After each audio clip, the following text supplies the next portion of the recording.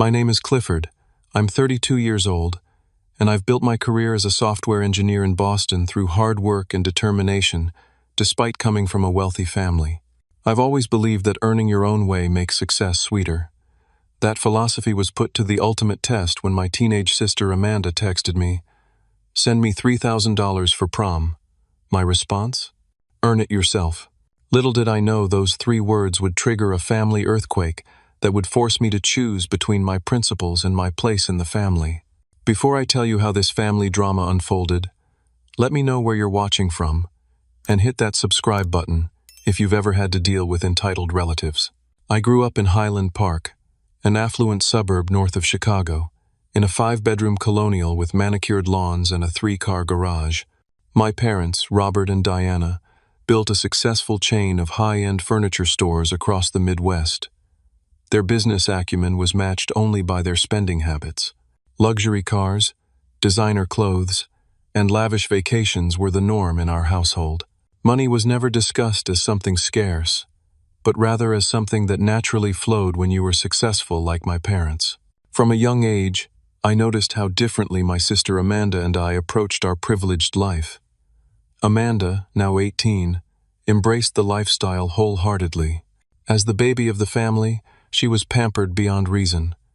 When she was 6, she wanted ballet lessons, so my parents hired a former principal dancer from the Chicago Ballet to give her private instruction.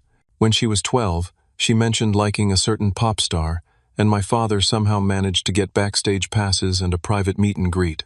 Her 16th birthday featured a party that cost more than some weddings, complete with a temporary dance floor installed in our backyard and a performance by a well-known DJ. I was different. Even as a kid, I felt uncomfortable when things were simply handed to me. I remember when I was 10, I wanted a new bike. Instead of just asking for it, I negotiated with my father to earn it by doing chores around the house for a month. The pride I felt riding that bike was incomparable, because I knew I had earned it, even in my childish way. This pattern continued throughout my adolescence. While Amanda expected and received designer clothes without question, I got a job at 16 working at a local bookstore, using my earnings to buy my own clothes and save for college. My parents found this behavior baffling and sometimes even insulting. "Why are you working at that store for minimum wage when we can give you an allowance triple that amount?" my mother would ask, genuinely confused. "Because it feels good to earn it myself," I would respond, which would usually lead to an eye roll or a dismissive wave. When college came around, my parents fully expected to pay for everything. They had set up generous trust funds for both Amanda and me years earlier. I surprised them by applying for scholarships and taking out modest student loans for my education at MIT. I also worked part-time in the campus computer lab to cover my personal expenses. "This is completely unnecessary," my father declared during a heated phone call my sophomore year. "You're making things needlessly difficult for yourself. That trust fund is your money." "I appreciate the trust fund, Dad, but I want to do this my way," I insisted. These conversations became a regular feature of our relationship. While my classmates at MIT stressed about student debt, I knew I had a financial safety net that I chose not to use. Some might call that privileged stubbornness, and perhaps there's some truth to that.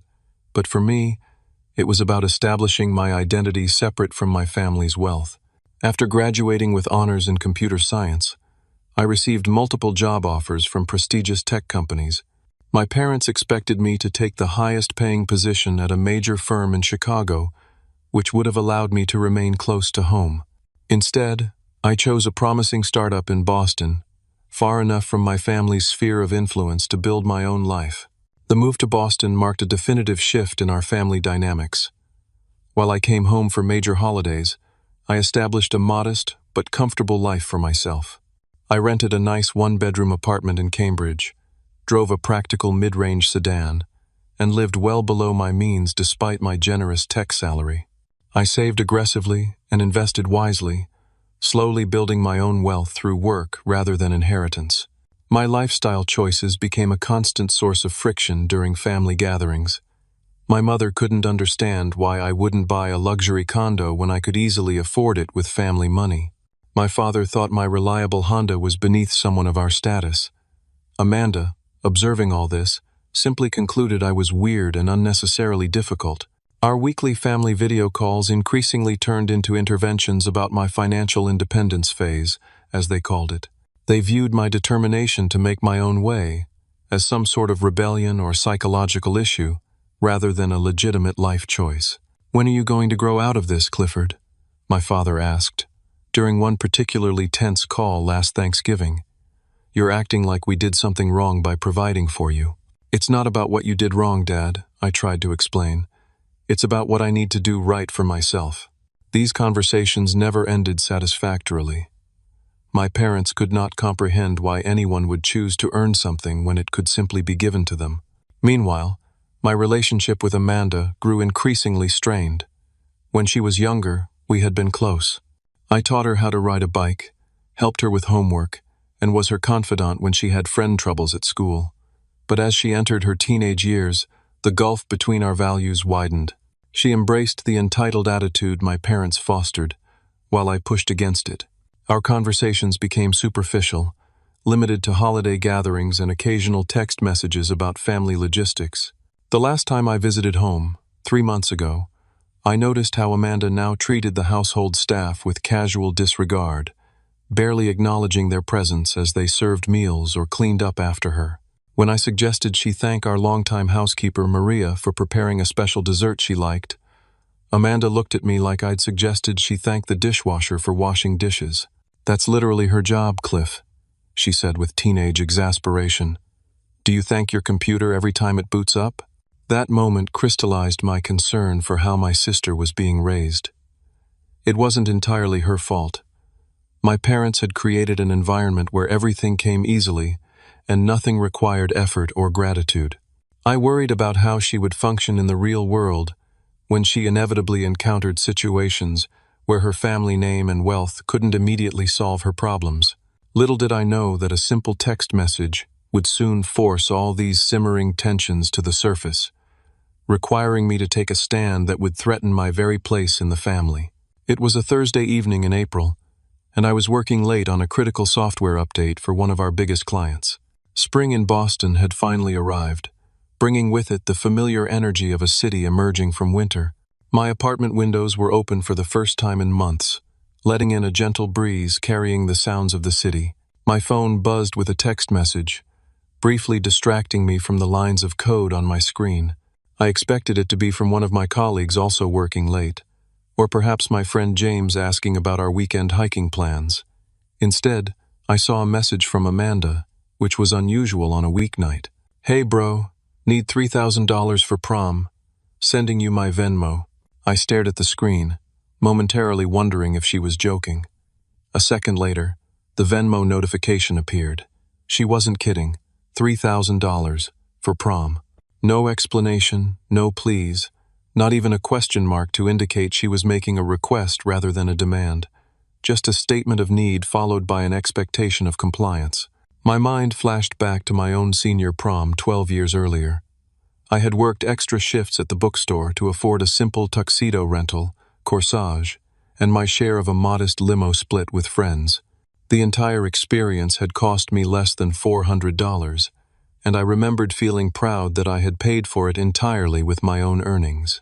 What could possibly cost $3,000 for a high school dance? I did a quick mental calculation. Even the most extravagant designer dress might run $1,000. Add in professional hair and makeup, shoes and accessories, and you might reach $1,500. Even with a private limousine and an expensive dinner, the total should fall well below $3,000. Something didn't add up. I took a deep breath and typed a measured response. "Amanda, that's a lot of money. What exactly is it for?" Her reply came almost instantly. "Dress is $1,200, shoes $400, hair and makeup $350, limo $500, dinner at Le Ciel $300, plus I need to rent jewelry and have some extra for after-party stuff." I read through her itemized list with growing disbelief. Le Ciel was one of Chicago's most expensive restaurants, the kind of place where business tycoons closed multi-million-dollar deals over $80 steaks. And after-party stuff was suspiciously vague. "Can't Mom and Dad help with this?" I asked. though I already knew the answer. They're already paying for half, she replied. I need to cover the rest. They said I should ask you since you have a real job now. That stung. My parents knew very well that I had worked hard for my financial independence.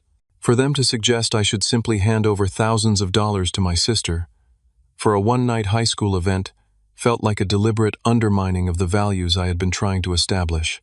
Amanda, I typed carefully. When I was your age, I worked at the bookstore to pay for my own prom expenses. It made the night more meaningful knowing I had earned it. 3 dots appeared, disappeared, then appeared again before her response came through.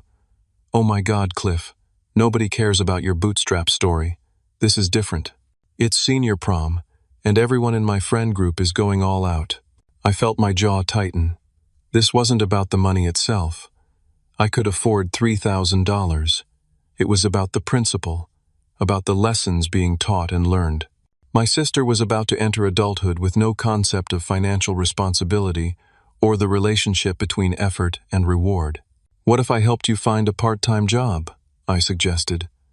You could earn the money yourself in a few weeks. I'd be happy to help with your resume. Her response was immediate and cutting. Are you serious right now? Prom is in 3 weeks. I don't have time for some minimum wage job. Just send the money. The conversation was deteriorating quickly.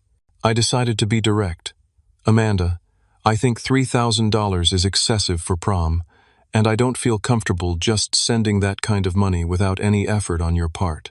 Wow, she texted back. I thought you were the cool one in the family. Guess you're just cheap. Whatever. I sat back from my computer, the code on my screen now completely forgotten. This interaction encapsulated everything that concerned me about my sister's development. In her world, money appeared magically upon request, and any resistance was met with insults and emotional manipulation. After several minutes of internal debate, I made my decision and sent a final message. Earn it yourself. It would mean more that way. Then silence. No response, no angry emoji, nothing. Just digital quiet that somehow seemed louder than any argument. I turned my phone face down and tried to refocus on my work, though my concentration was shot. Part of me felt guilty for denying her request, wondering if I was being unnecessarily rigid. The larger part, however, felt certain I had made the right call. Someone needed to introduce my sister to the concept that money and the things it buys have more value when earned. After an hour of distracted coding, I checked my phone again. Still no response from Amanda. I assumed she had moved on to other potential sources of funds, perhaps friends or our extended family members, who might be more susceptible to her requests. I felt a brief wave of relief thinking the matter had been dropped, at least as far as I was concerned. Little did I know that my simple 3-word response, earn it yourself, had lit a fuse that was about to explode with family-wide repercussions. Approximately 30 minutes later, my phone rang. My mother's face appeared on the screen, and immediately my stomach tightened. Calls from my mother on weeknights were rare unless something was wrong. Given the timing, I had little doubt about the subject matter. Hello, Mom, I answered, keeping my tone neutral. Clifford, she began, her voice carrying that particular blend of disappointment and controlled anger I'd known since childhood. I cannot believe how cruelly you've treated your sister. I took a deep breath. I assume Amanda told you about her request for prom money? $3,000 is nothing to you, she continued as if I hadn't spoken. You make a 6-figure salary at that tech company, and you still have your trust fund sitting untouched. Why would you refuse to help your own sister with something so important to her? Mom, it's not about whether I can afford it, I tried to explain. It's about, your father wants to speak with you, she interrupted, and I heard the sound of the phone being passed. This was unusual. Typically, I dealt with my mother on family matters. My father tended to stay removed from emotional issues unless they intersected with business or finances. For him to get involved signaled that this had been elevated to a serious family matter. Clifford, my father's deep voice resonated through the phone. The background noise suggested I was on speakerphone, with both parents listening. Your behavior is disappointing. Family supports family. That's the foundation everything else is built on. Dad, I agree that family is important, I said, trying to maintain composure, but I don't think handing Amanda $3,000 for an excessive prom experience is actually supporting her. It's enabling behavior that— Don't lecture us about parenting, my mother cut in. Amanda is devastated. She's in her room crying because her own brother thinks she doesn't deserve a special prom night. That's not what I said at all, I protested. I suggested she could earn the money herself, which would make the experience more meaningful. I even offered to help her find a part-time job. She's a full-time student with extracurricular activities, my father countered. She doesn't have time for some minimum wage job just because you've developed these strange ideas about money. I closed my eyes, feeling a familiar frustration rise within me. We had been having variations of this conversation for years, and they never seemed to hear what I was actually saying. This isn't about strange ideas, I said firmly. It's about values. Working for something gives it value.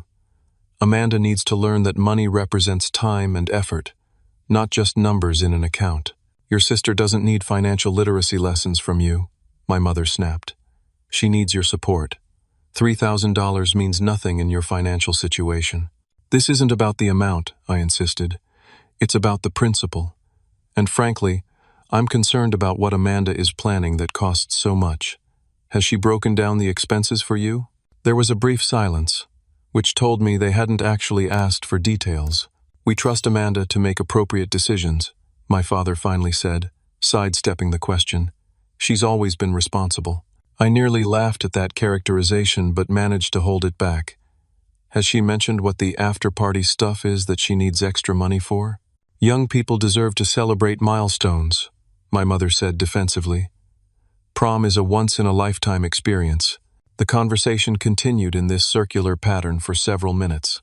Each time I tried to explain my perspective about teaching Amanda financial responsibility and the value of earning rewards, they deflected with emotional appeals or dismissals of my concerns as irrelevant or misguided.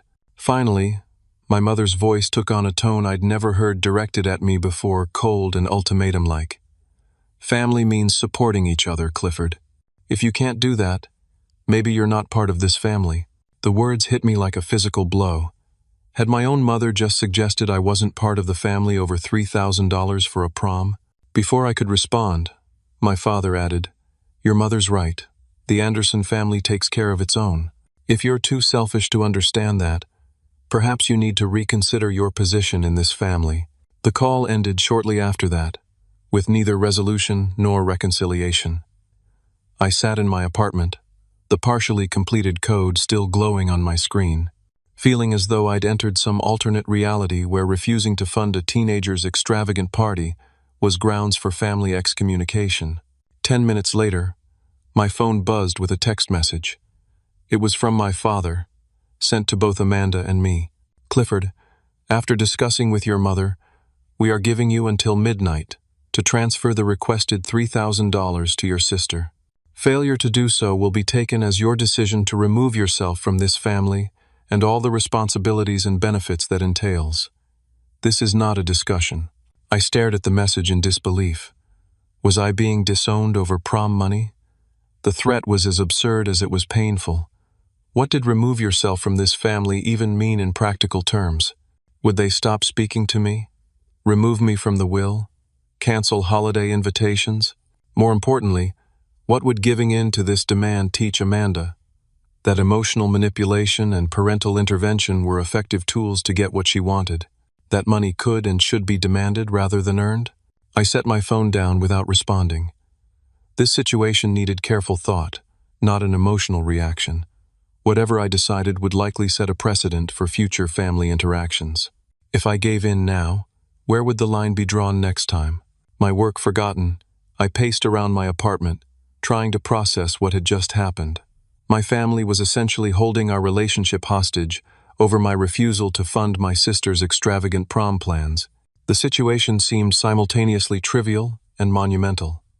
$3,000 was objectively not worth family estrangement, but the principle at stake felt too important to abandon.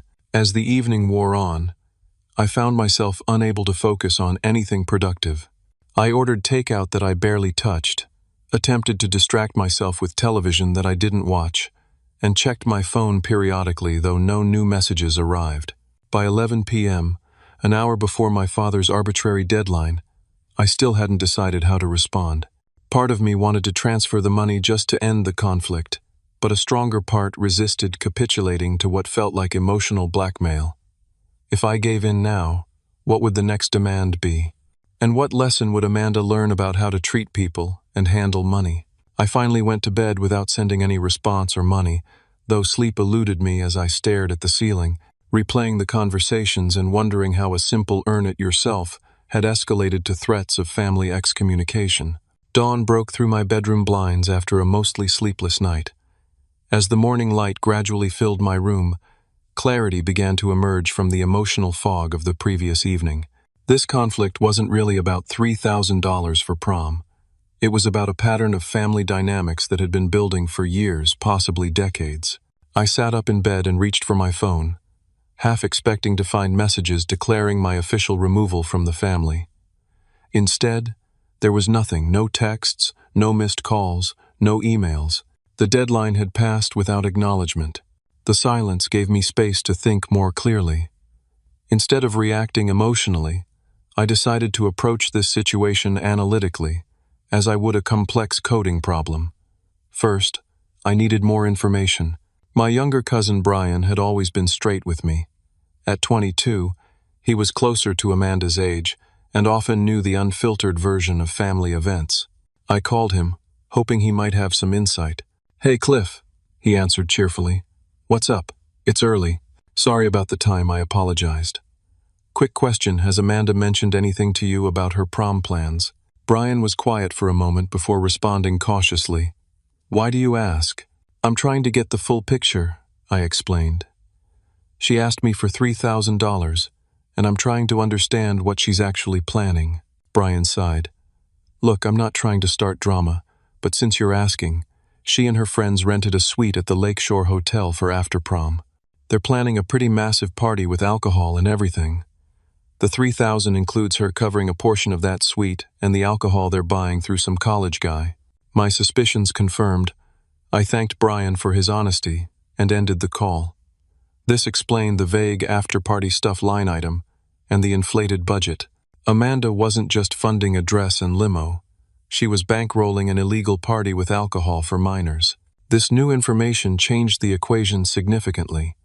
Not only was I being asked to fund something excessive, but I was also being manipulated into supporting something potentially dangerous and definitely illegal. With renewed determination, I decided to dig deeper.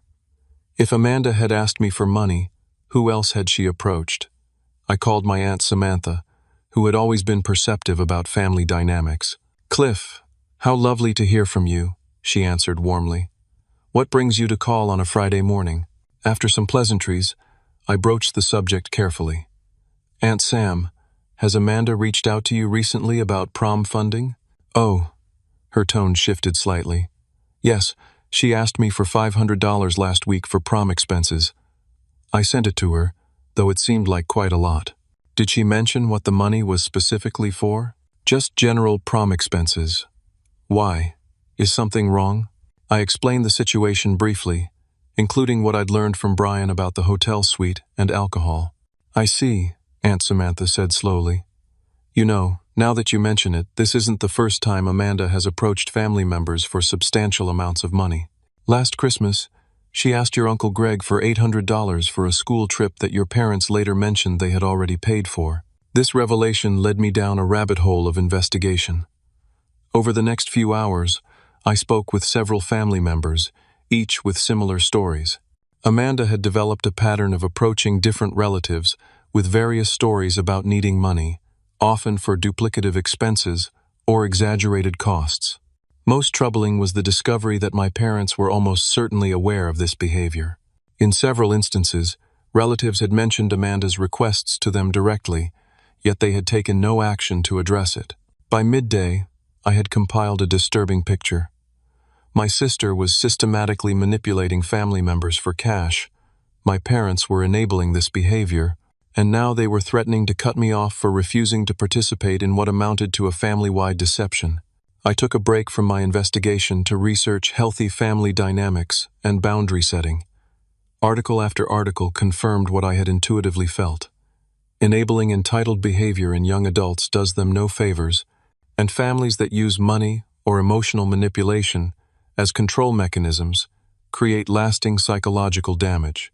Around 2 p.m., I called my friend Thomas, who had gone through a similar family estrangement years earlier over his parents' controlling behavior. The hardest part, Thomas told me after I explained my situation, is recognizing that sometimes the healthiest thing for everyone is to establish firm boundaries, even if it causes short-term pain. Your sister isn't learning responsibility, and your parents aren't helping her by shielding her from consequences. His words resonated deeply. This wasn't just about standing my ground on principle. It was about potentially being the only family member willing to show Amanda that actions have consequences and that manipulation isn't a sustainable life strategy. Late in the afternoon, while organizing my thoughts, I came across an old photo album from my college graduation. There was a picture of all four of us: Mom, Dad, Amanda, then 13, and me, smiling genuinely at the camera. I remembered that day clearly. Despite our differences, there had been real pride and love in my parents' eyes as I accepted my diploma, the first step toward my independent life. What had changed since then? When had money and control become more important than supporting each other's authentic growth? The photo brought tears to my eyes, but it also strengthened my resolve. If I truly loved my family, the best thing I could do was stand firm against patterns that were ultimately harmful to everyone involved, especially Amanda. By evening, my investigation complete and my conviction solid, I prepared to respond to my family's ultimatum. But first, I would try one more time to reach Amanda directly, hoping she might be receptive to a different perspective than the one our parents had been reinforcing. As evening approached, I crafted a careful text to Amanda. "I've thought about your request. Can we talk about it? Call me when you have a few minutes." I kept it open-ended, hoping to start a dialogue rather than continue the standoff. 20 minutes later, my phone rang. Amanda's name flashed on the screen. I took a deep breath and answered. "So, you decided to pay?" she asked immediately, skipping any greeting. "I wanted to talk about it first," I replied, keeping my tone neutral. $3,000 is a lot of money for prom. I heard you're planning an after-party at the Lakeshore Hotel." There was a pause. "Who told you that?" "That's not important. What is important is that you weren't honest about what the money was for." "It's none of your business what I do after prom," she said defensively. "Are you sending the money or not?" "Amanda," I said carefully, "I care about you. That's why I'm concerned about this plan. Alcohol at a hotel party with minors isn't just dangerous, it's illegal." "Oh my God," she groaned. "You sound like such an old person right now. Everyone does this for prom. It's normal. Just because others do it doesn't make it a good idea," I countered. "Besides, $3,000 is excessive regardless of what it's for. When I was your age—" "Here we go," she interrupted. "When you were my age, you walked uphill both ways in the snow, right? Times are different now, Cliff. Nobody cares about your ancient prom experience." I bit back my frustration. "Amanda, listen. I want you to have a great prom, but I believe you'd value it more if you earned at least part of the money yourself. What about a compromise? You earn half, and I'll match whatever you make." "I don't have time for that," she exclaimed. "Prom is 3 weeks away, and why should I have to work when Mom and Dad are willing to give me the money?" "Because learning to earn things for yourself is an important life skill," I explained. "Money represents time and effort. Understanding that relationship is valuable. Save the life lessons," she snapped. "If you don't send the money, Mom and Dad will just cut you off. Is that what you want? To not be part of the family anymore just because you're being stubborn about $3,000? Her threat revealed how she viewed the situation, as a simple transaction where family membership could be revoked over financial non-compliance. It was disturbing to hear my 18-year-old sister weaponize family relationships this way. "Amanda," I asked gently, "do you really think family should work that way? That people can be cut off if they don't pay what others demand?" "That's how it's always worked in our family," she replied matter-of-factly. "Dad does it at work all the time. If people don't do what he wants, he fires them. Family's the same way. Her candid response stunned me. This was the worldview she had developed under our parents' guidance relationships as transactional arrangements, where money and compliance determined value. That's not how healthy families work, I told her. Real family supports each other's growth, not just their wants. Whatever, she said dismissively. Are you sending the money or not? Because if you're not, I need to know so I can tell Mom and Dad. It was clear this conversation wasn't going to break through her entrenched perspective. I'll be in touch with Mom and Dad directly, I said. Take care, Amanda. After hanging up, I composed a careful email to my parents with the subject line, regarding Amanda's prom expenses. In it, I detailed what I had learned about the hotel suite and alcohol plans, included screenshots of conversations with relatives confirming Amanda's pattern of financial manipulation, and expressed my concern about the values being instilled in her. I concluded, I cannot in good conscience fund activities that are potentially harmful, definitely illegal, and reinforce patterns of entitlement. I'm happy to discuss constructive alternatives that would allow Amanda to have a wonderful prom experience while learning valuable life lessons. I hit send, expecting it might take them some time to digest the information and respond thoughtfully. Instead, their reply came just 15 minutes later. Clifford, regardless of what Amanda plans to do with the money, the issue here is your unwillingness to support family. She's just being a teenager. We all did similar things at her age. Your judgmental attitude is the real problem. Our expectation remains unchanged. Transfer the funds by 8 p.m. today, or consider yourself separated from this family. Their dismissive response to documented evidence of concerning behavior was perhaps the most disturbing development yet. They weren't just enabling Amanda. They were actively defending behavior that could lead to serious consequences. At 6:30 p.m., my phone rang. It was my father. I thought I made myself clear in the email, he began without preamble, his voice taking on the same tone he used when negotiating difficult business deals. This isn't a debate. Dad, did you even read what I sent? I asked. Amanda is planning an illegal party with alcohol. Multiple relatives have confirmed she's been manipulating them for money. This is a serious issue that, you have until 8 p.m., he interrupted coldly. Pay, or you're cut off completely. That means no more family gatherings, no inheritance, no trust fund, nothing. Is that really the hill you want to die on? Before I could respond, my mother's voice came on the line. Clifford, after all we've done for you, she said, her voice thick with emotion. We've always supported you, even when you insisted on taking that job in Boston instead of coming into the family business. How can you be so cruel to your sister over such a small amount of money? Their inability to see past the immediate transaction to the larger principles at stake made something click into place for me. Money wasn't just something my family had, it was something they used as a tool for control. And for years, I had been the only one attempting to operate outside that system. I need to go, I said quietly. I'll be in touch before 8. As I hung up, a strange calm washed over me. The decision that had seemed so agonizing the night before now felt clear and necessary. This wasn't just about $3,000 for prom. It was about breaking a dysfunctional pattern that had defined our family for generations. I sat at my computer and began preparing several emails I had been considering throughout the day. As I worked, a phrase kept repeating in my mind. I need to cancel more than just Amanda's prom plans.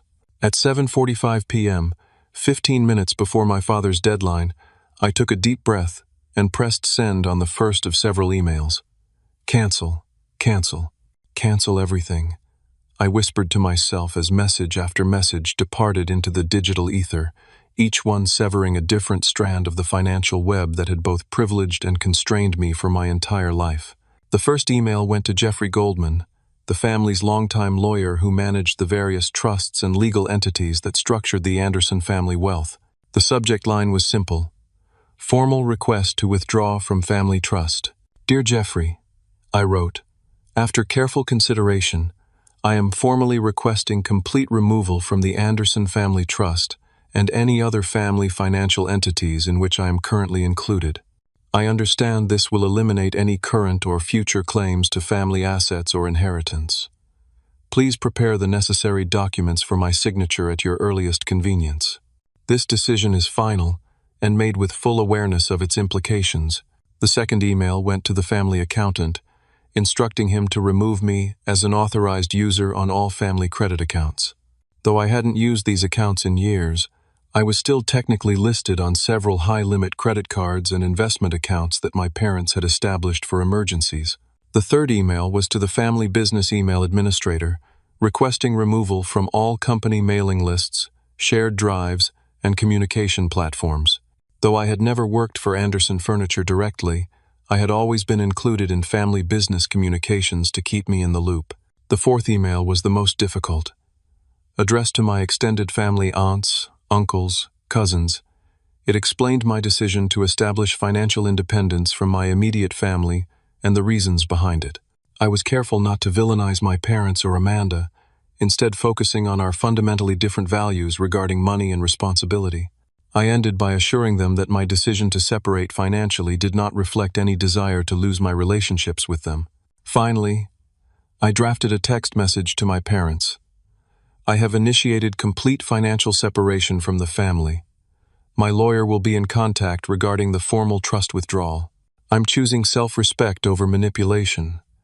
I hope someday we can rebuild our relationship on healthier terms. I love you all. At 7:59 p.m., 1 minute before my father's deadline, I pressed send on the text message, then activated an automatic email response to my parents' addresses. I am taking time to reassess our family relationship. I will not be available via email for the foreseeable future. The final step was perhaps the most symbolic. I blocked my parents' phone numbers not permanently, but as a boundary-setting measure, to give myself space from the emotional turmoil that would likely follow. As I completed these actions, I felt a complex mixture of emotions. There was deep sadness at the fracturing of family bonds, anxiety about the uncertain future of these relationships, but also an unexpected sense of liberation. For the first time in my adult life, I had completely severed the golden threads that had both supported and entangled me. I poured myself a glass of whiskey and stood by my apartment window, looking out at the Boston skyline. Had I gone too far? Was the nuclear option of complete financial separation an overreaction to what had started as a simple request for prom money? No, I decided.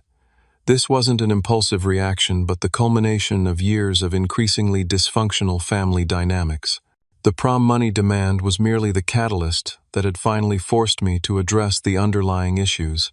Around 9:30 p.m., my phone began lighting up with messages from extended family. My cousin Jessica called first.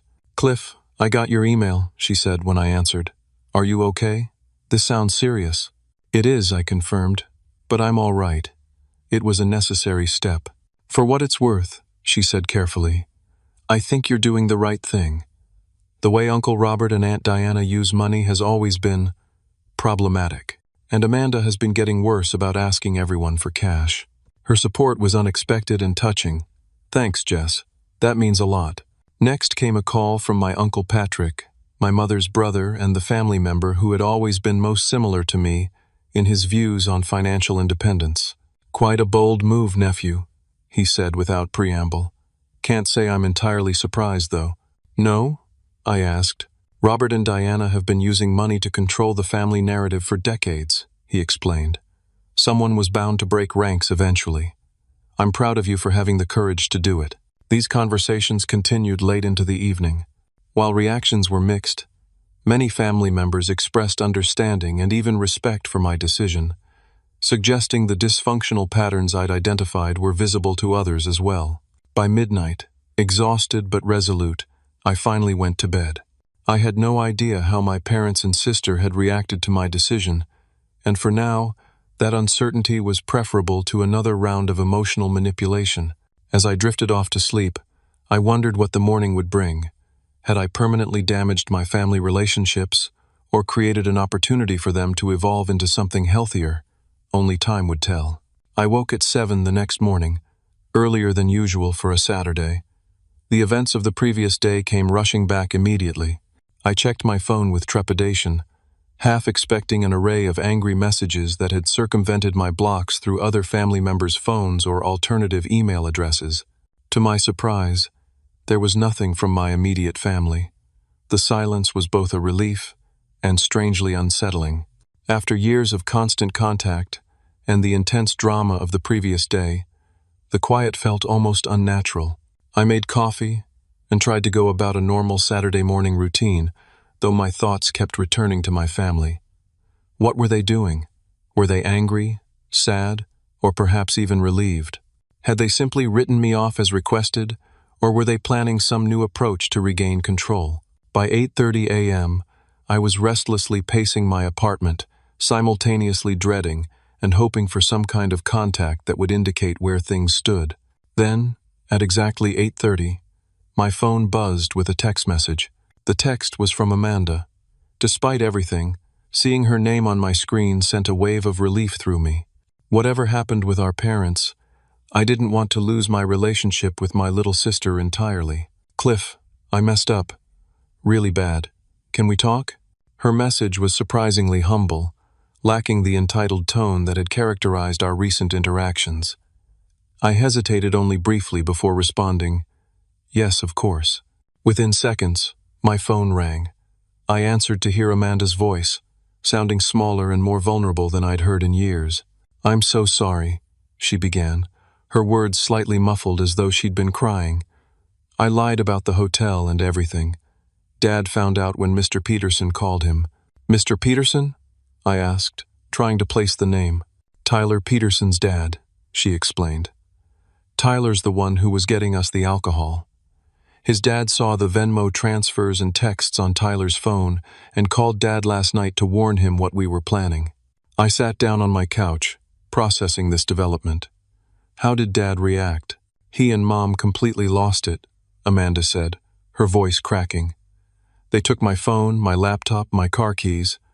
I'm grounded until graduation, maybe longer. Prom is completely canceled for me. But that's not why I'm calling." "Why are you calling?" I asked gently. "Because you were right," she admitted, "about everything. The money, the manipulation, all of it. And I want you to know that what Mom and Dad said about cutting you off from the family, that wasn't my idea. I never wanted that." Her sincerity was palpable and unexpectedly touching. "I know, Amanda. I never blamed you for that part."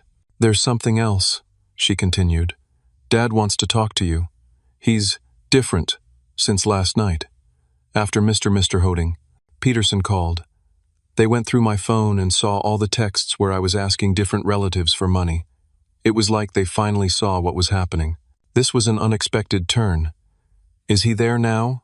Does he want to talk?" "Yeah," she said. "But he said it's your call. He'll wait until you're ready." I took a deep breath. Put him on. There was rustling as the phone changed hands. Then my father's voice came through, sounding uncharacteristically subdued. "Clifford," he began formally, then softened. "Cliff, I owe you an apology, a significant one." I remained silent, waiting for him to continue. "You were right about Amanda's plans, and about the pattern of behavior we've been enabling. Mr. Peterson called me last night about the alcohol situation, and we subsequently discovered the extent of Amanda's financial activities with various family members." "I see," I said neutrally. "I want you to know that we've taken steps to address it. Amanda is facing appropriate consequences, including missing prom entirely. More importantly, we're reassessing how we've approached parenting and money." His words seemed genuine, but after years of manipulation, I remained cautious. "That's good to hear, Dad. I hope it leads to positive changes." "About the ultimatum," he continued, his voice growing uncomfortable. "That was completely out of line. Family isn't conditional, and it certainly isn't determined by financial compliance. I was wrong to suggest otherwise. Coming from my father, who rarely admitted to being wrong about anything, this was significant." "I appreciate that," I said carefully. "Your mother would like to speak with you too. When you're ready. She's taking this hard. Finding out about Amanda's behavior has been a wake-up call for both of us.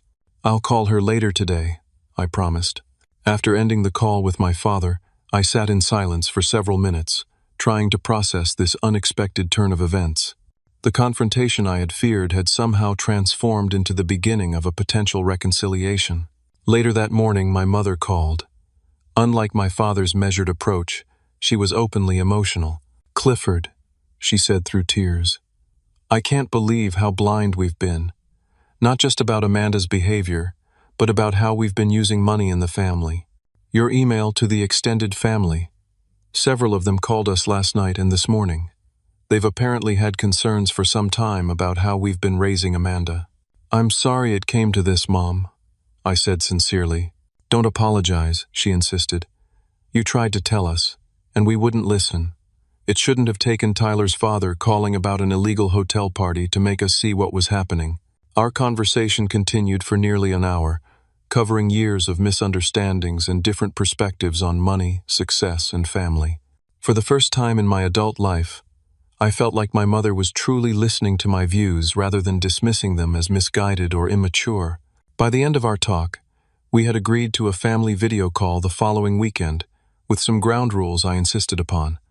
No ultimatums, no financial manipulation, and a commitment to honest communication even when uncomfortable. The family call that Sunday was awkward but productive.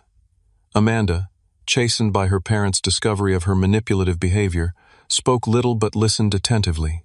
My father, still uncomfortable with emotional conversations, nevertheless made an effort to engage without retreating to his usual authoritarian stance. My mother facilitated most of the discussion, showing a surprising willingness to acknowledge the problematic patterns that had developed in our family. We agreed to several concrete changes moving forward. First, Amanda would get a part-time job for the summer before college, with the understanding that she would be responsible for her personal expenses during her freshman year. My parents would pay for tuition and housing, but everyday costs would be hers to manage. Second, family financial discussions would be transparent rather than manipulative, with no more threats of being cut off for non-compliance with expectations. Third, and perhaps most importantly, we would work on rebuilding trust through actions rather than words or money. This meant regular communication without hidden agendas, respect for different perspectives, and a commitment to supporting each other's growth rather than controlling each other's choices. 6 months later, these changes had begun to take root in meaningful ways.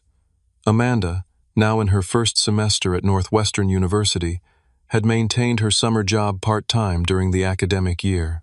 She called me regularly for advice on budgeting and managing her expenses, showing a new appreciation for financial responsibility. My parents, while still occasionally slipping into old patterns, had made genuine efforts to transform their approach to family relationships. My father had even begun involving me in some family business decisions as a consultant rather than an obligation, respecting my choice to maintain my separate career while valuing my input. My mother and I had developed a more authentic relationship, speaking weekly about substantive topics rather than superficial family news or veiled criticisms of my lifestyle choices. She had even visited me in Boston, staying in my modest apartment without a single comment about upgrading to a luxury condo. As for my relationship with the extended family, it had actually improved. Many relatives expressed respect for my standing up to the unhealthy dynamics that had affected them as well, and our interactions became more genuine without the underlying currents of financial obligation. The trust withdrawal I had initiated on that dramatic night was never completed. After several weeks of reflection and observing the changes in my family, I contacted Jeffrey Goldman and put the process on hold. Not because I needed the safety net of family money, but because the gesture was no longer necessary as a boundary-setting measure. My family was learning to respect my boundaries without such drastic enforcement. Looking back now, I realized that what seemed like a crisis over $3,000 for prom had actually been an opportunity for necessary growth. By refusing to participate in the dysfunctional patterns that had defined our family for generations, I had inadvertently created space for something healthier to emerge. The experience taught me that true family strength comes not from wealth or control, but from respect for each member's individual journey and a willingness to support authentic growth, even when that process is uncomfortable or challenging. Had I simply sent Amanda the money that day, nothing would have changed. the patterns would have continued. Amanda would have moved further down a troubling path, and our family relationships would have remained superficial and transactional. Instead, by taking a stand for principles rather than peace at any cost, I helped catalyze changes that ultimately benefited everyone involved. Amanda gained valuable life skills and perspective. My parents began to recognize the limitations of their approach to parenting and family, and I established healthier boundaries while maintaining meaningful connections.